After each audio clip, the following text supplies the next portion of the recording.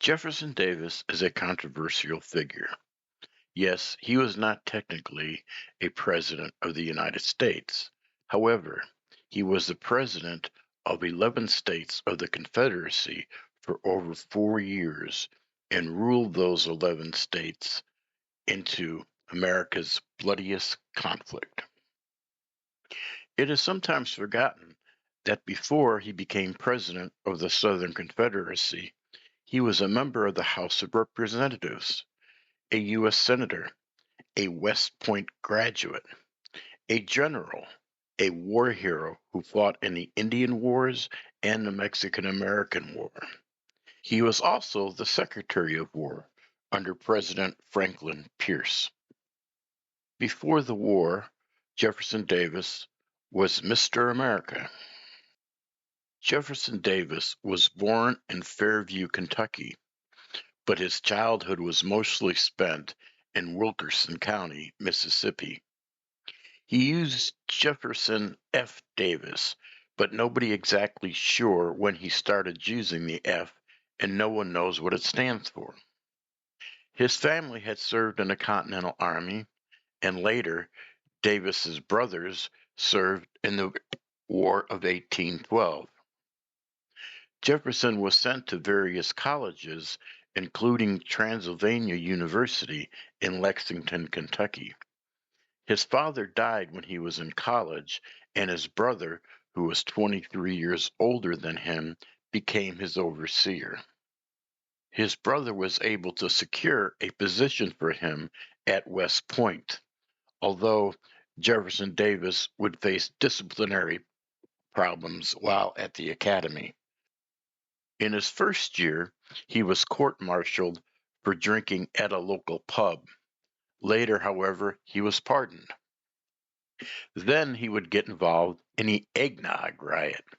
Basically, there was supposed to be an alcohol-free Christmas party. Yeah, they smuggled beer in, however, and things got a little bit out of hand. About 20 cadets were court-martialed. Somehow, Davis escaped this one as well. Eventually, Davis graduated, 23rd out of 33 cadets. He was placed under the command of future president named Zachary Taylor. Later, Davis would be court-martialed again, but once again he was acquitted. Davis decided to resign his commission anyway and went back to Mississippi to become a cotton planter with his brother. He got started in the plantation business due to his brother and received land and slaves from his brother. His brother called his plantation the Hurricane Plantation, and Jefferson Davis called his the Briarfield Plantation. He was also still trying to court Zachary Taylor's daughter named Sarah, which the future president did not approve of. Finally, Zachary Taylor reluctantly gave permission for his daughter to be married, and they were married on June 17, 1835. They both came down with malaria, and she died on September 15, 1835, at the age of 21, just a few months after they'd been married. After Sarah's death, Jefferson spent most of his time concentrating on the plantation, and he was having great success with it. Around 1840, Jefferson Davis began to get interested in politics and would repeatedly get elected as a state delegate. In 1844, he met 18-year-old Verena Banks Howell. He was 35. They married on February 26, 1845, and they had 6 children together. Only 2 lived past the age of 21. In 1845, Davis became a candidate for the U.S. House of Representatives and won. He ran on states' rights, tariff reductions, and against the National Bank. He strongly supported the war in Mexico.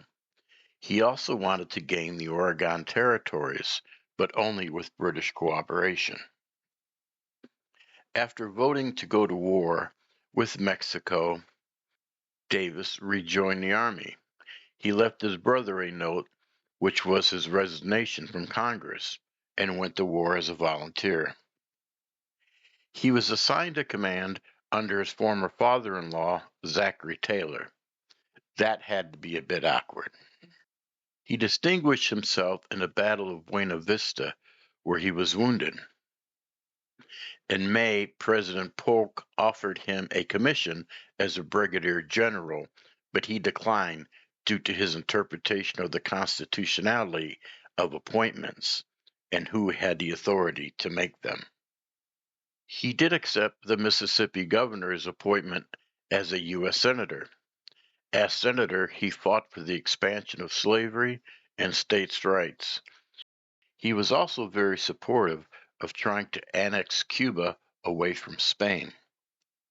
He resigned from the Senate to run for governor, but he lost. In 1853, Franklin Pierce made him Secretary of War.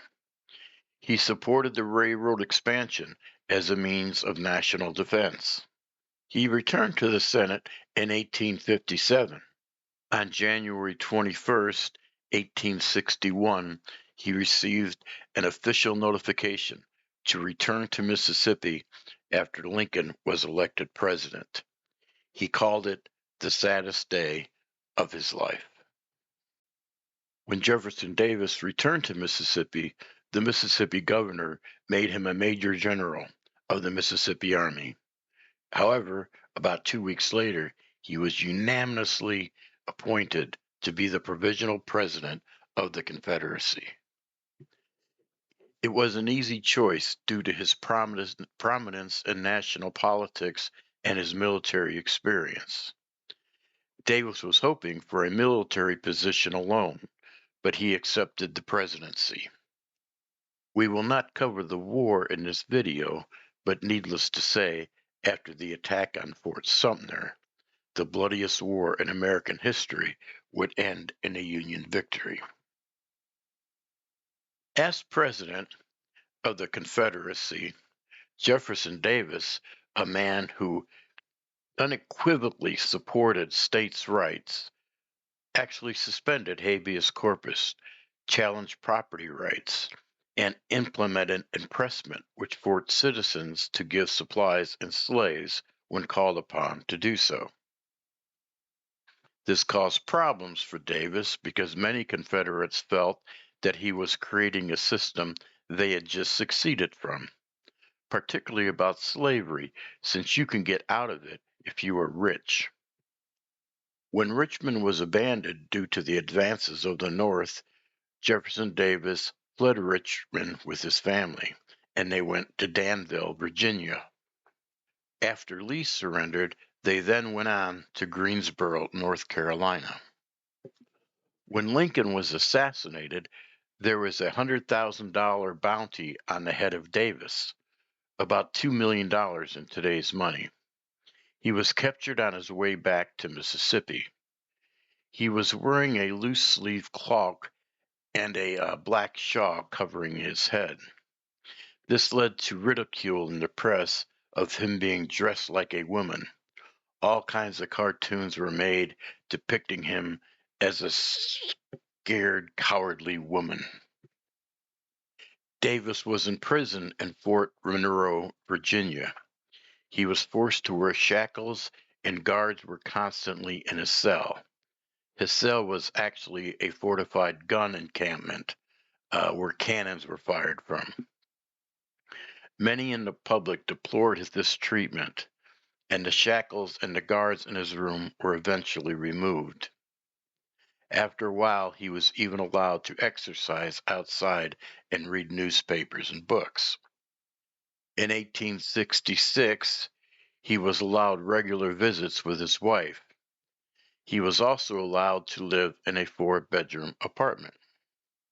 The North wasn't quite sure what to do with him. They wanted to try him for the assassination of Lincoln, but there was no evidence. They also wanted to try him for more crimes, especially because of Andersonville, but there was no proof he had anything to do with that. They then wanted to try him for treason but he was not a U.S. citizen when Mississippi left the Union.